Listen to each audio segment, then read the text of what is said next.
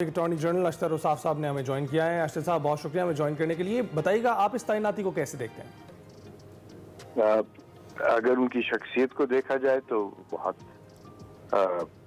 मुतवाज़न, एक मुदब्बर, एक एक्सपीरियंस जज जिनका ट्रैक रिकॉर्ड बहुत अच्छा है, जिसके ऊपर किसी ने कोई उंगली नहीं उठाई। इवन जो उनके डिट्रैक्टर हैं उनको भी उनके किरदार पे, उनकी गैर जानिबदारी के ऊपर कोई नहीं है। जो मैं सुन रहा हूँ लोगों से तनकीद, वो सिर्फ और सिर्फ इस बात की है कि ये एक जो अमेंडमेंट की गई है वो गलत है और उस अमेंडमेंट के तहत जो है इनकी तकर्री के ऊपर उंगलियां उठाई जा रही हैं।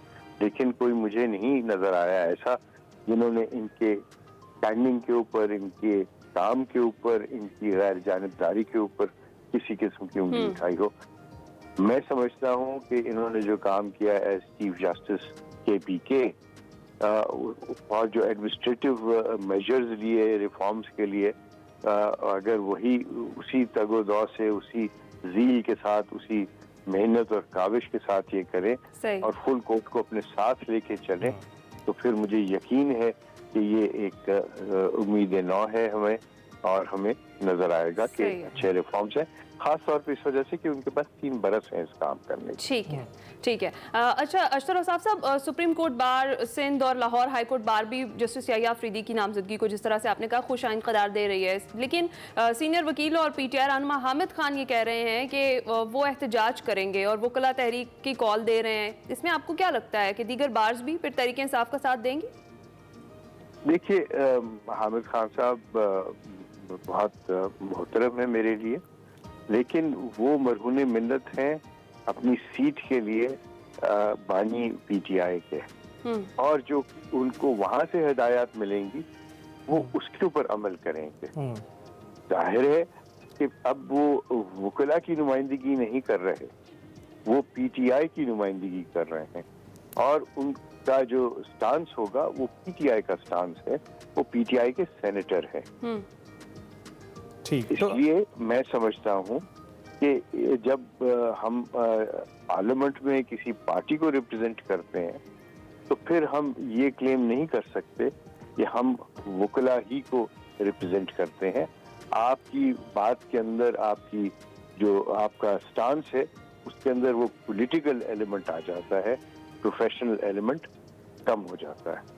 जी अच्छा, अशतर औसाफ साहब ये बताएं, गुज़िश्ता रोज़ जस्टिस काजी फ़ाइज़ ईसा ने मखसूस नशिस्तों पर एक अक़लियती फ़ैसला जारी किया था, एक अक्सरियती फ़ैसले का रेफरेंस देते हुए। तो आप ये बताएं, हुकूमत पहली मखसूस नशिस्तें अपना हक समझ रही है, उसके बाद क्या आपको सियासी इस्तेहकाम आता हुआ नज़र आ रहा है?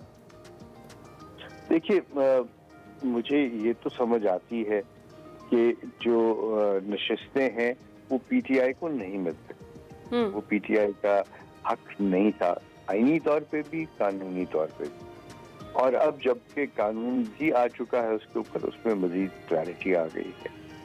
अब जो बात मैंने पढ़ी है इख्तलाफी नोट के अंदर, उसमें उन सब बातों की निशानदेही की गई जो ऐसे सीरियस लैप्सेस हैं, जो उस जजमेंट को, जो मेजॉरिटी जजमेंट है उसको मैं समझता हूँ कि उसको बिल्कुल बेअसर कर दिया है उस सारे सिलसिले में। क्यों? इसलिए क्योंकि वो जो वजाहती नोट्स आए हैं उनकी कानूनी और आईनी हैसियत बसद एहतराम नहीं है। क्यों नहीं है? क्योंकि मुझे बताइए आप कि क्या सुप्रीम कोर्ट और हाई कोर्ट एग्जीक्यूटिव ऑर्डर्स को इसलिए कदम नहीं करार दे देती कि वो हेयरिंग के बगैर दिए गए? तो जो आप स्टैंडर्ड लगाते हैं बाकी लोगों के लिए, वही स्टैंडर्ड आप पे भी लगता है। अगर सिविल कोर्ट जो है वो फैसला कर दे बगैर किसी को सुने हुए, तो वो तो स्ट्रिक्चर पास करते हैं उस डिस्ट्रिक्ट जज के या सिविल जज के खिलाफ जिसने ये काम किया, और अगर खास तौर पे जब वो फैसला दे चुके हों तो उसके बाद किस बात की वजाहत है? तो ये सारे सिलसिले जो हैं उसकी वजह से तमाम की तमाम जजमेंट जो थी उसके मेरिट्स जो हैं वो डीमेरिट्स में ट्रांसफॉर्म हो गए। बिल्कुल ठीक। ठीक है, बहुत शुक्रिया अशतर औसाफ साहब, साबिक अटॉर्नी जनरल हमारे साथ मौजूद थे, गहरी नज़र रखते हैं कानूनी मामलात पर, बात कर रहे थे उनसे और ज़रा रोशनी उन्होंने डाली है